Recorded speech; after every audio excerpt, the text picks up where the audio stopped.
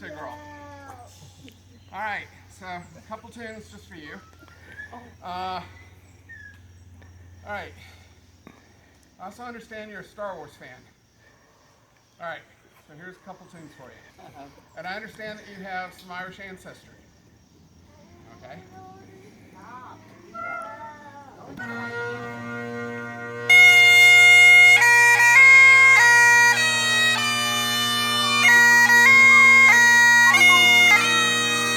Happy birthday, dear Trina.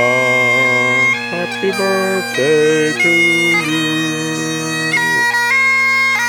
To you. Happy birthday to you. Happy birthday, dear.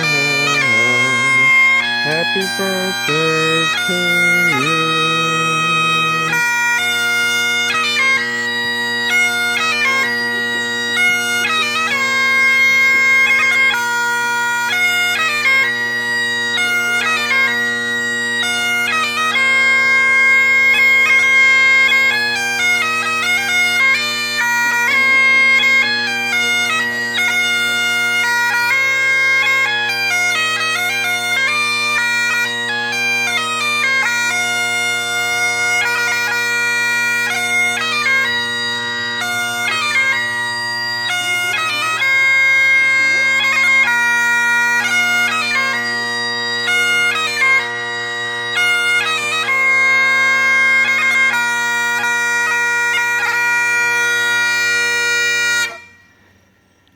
Very good. Happy birthday.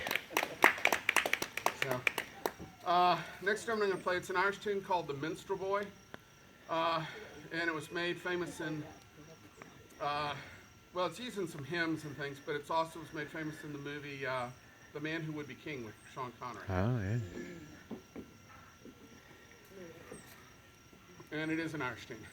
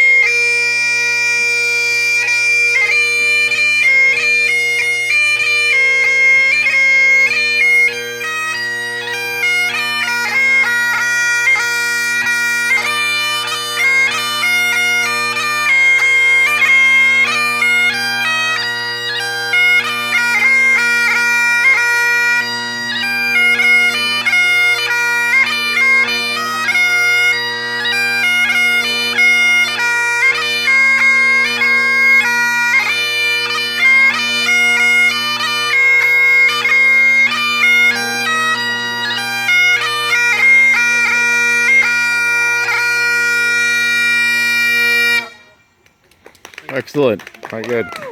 So, a little bit about the pipes. I want to catch my breath. They were invented about 5,000 years ago in the area around Mesopotamia, what we now, the land between the rivers, what we now call Iraq. This is a long, long time ago. First concrete reference to them was a Hittite carving from 1300 BC.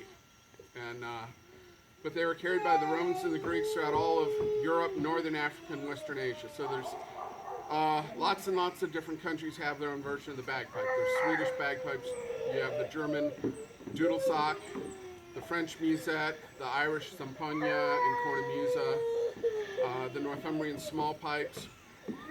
And what you're seeing now is this is the one it developed in the Highlands of Scotland, but it's commonly played throughout the British Isles, and this has become the most popular kind of bagpipe played in the world today.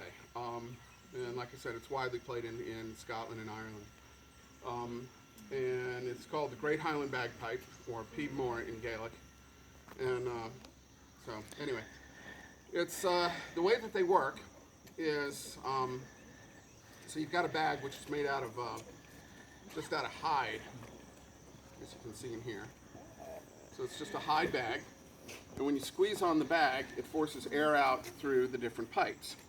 So the part that I'm holding in my hands is called the chanter. It gets its name from to chant or to sing, and that's where most of the music happens. And the chanter uses a double reed like an oboe or a bassoon. And one of the interesting parts about the bagpipe is you can't tongue it. Your mouth is up here, the reed is down here. So unlike a flute or oboe or something where you can separate notes by using your tongue, you can't do that with a Highland bagpipe. So you have to use your fingers. So you'll see, as a bagpiper plays, you'll see them like flick their fingers. What they're doing is they're accentuating or separating notes using their fingers. That's how we create different notes. And I'll give you some example, like I'll play some jigs in a little bit, and you'll see me do a lot of you'll see these quick flickings of my fingers. That's how I separate those notes. So that uses a double reed. These have a single reed, like what you would have with a, hang on a second, I just noticed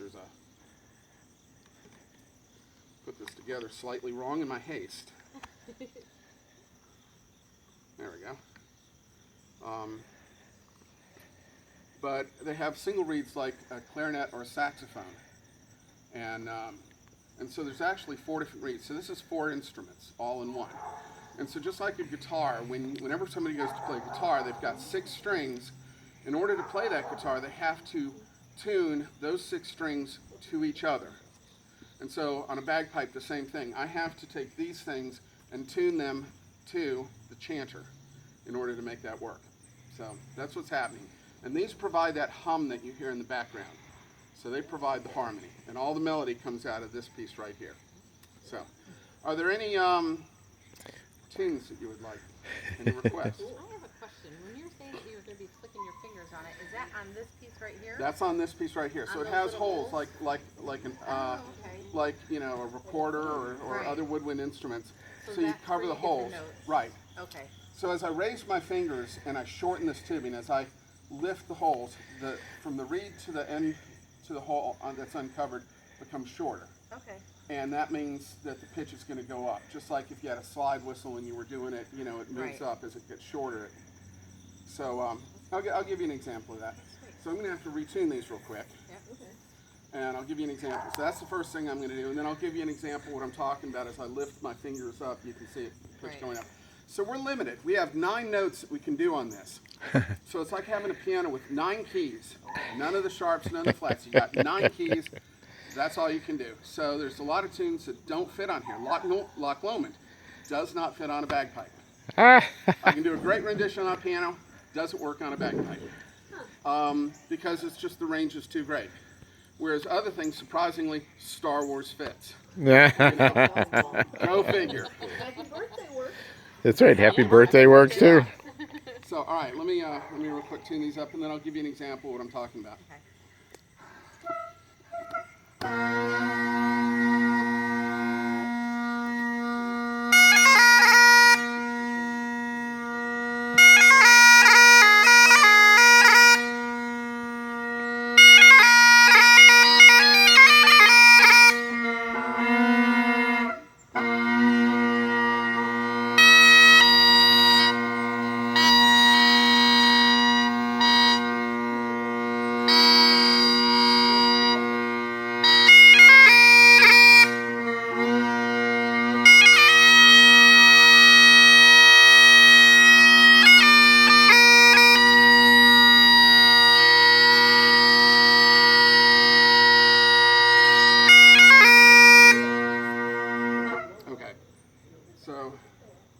tune.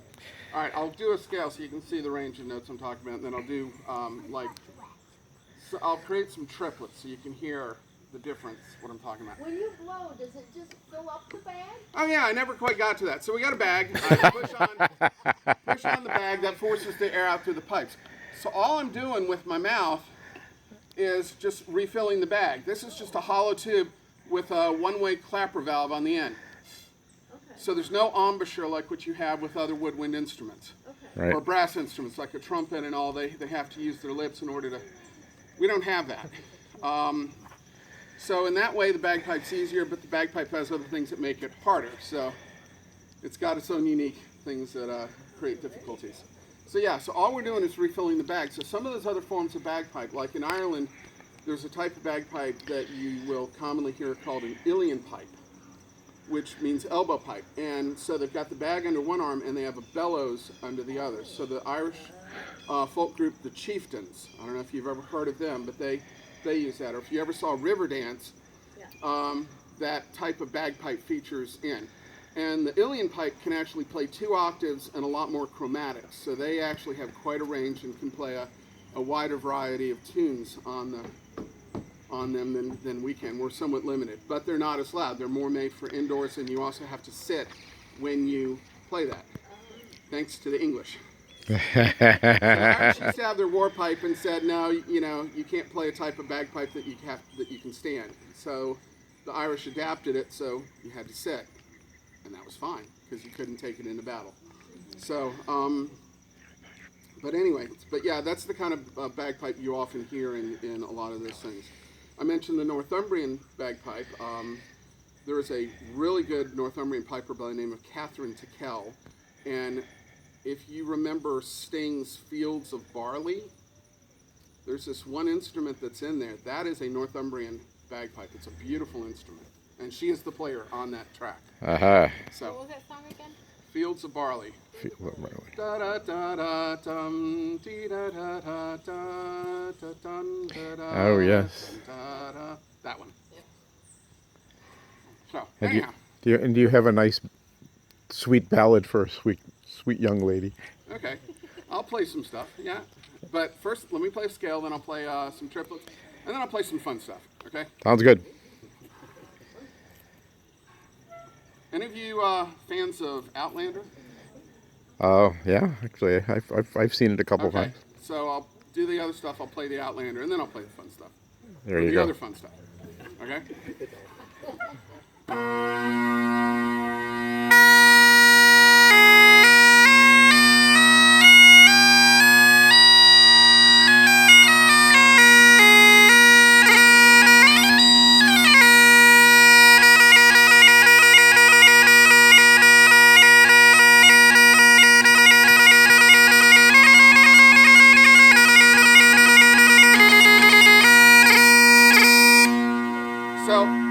So all of the embellishments that we do have to be done with our hands, and we've got others more complex even than that that group a whole bunch of grace notes. So, and you'll see those happening. Anyway, the thing from Outlander, which is called Sky Boat Song, and that has ties to North Carolina.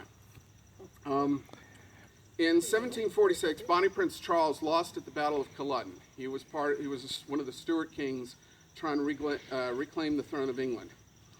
And so he fled Scotland over to the Isle of Skye, or he fled mainland Scotland over to the Isle of Skye, and he was helped by a woman, Flora MacDonald. And she dressed Bonnie Prince Charles as her maid. And they fled in a boat, small boat, across to the Isle of Skye. And Flora MacDonald, after that incident, came to North Carolina and settled down in Laurinburg. Flora MacDonald College down there was named after her. But she lived in North Carolina for quite a while.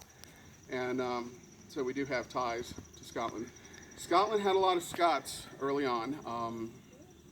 In fact, down in the Cape Fear River, there was they used to speak Gaelic 200 years ago in most of those areas. But anyway, and a lot of Scots went through Ireland. So when you say that you're Irish, you may be Scotch-Irish in part, which were... There was a lot of mixing. Those two areas, you're talking